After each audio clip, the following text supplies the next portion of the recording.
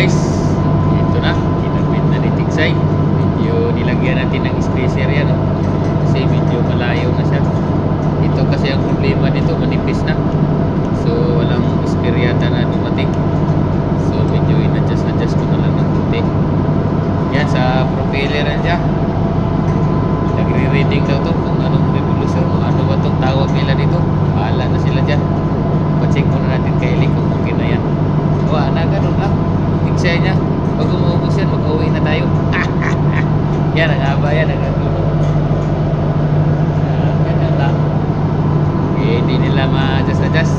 Medyo kailangan ng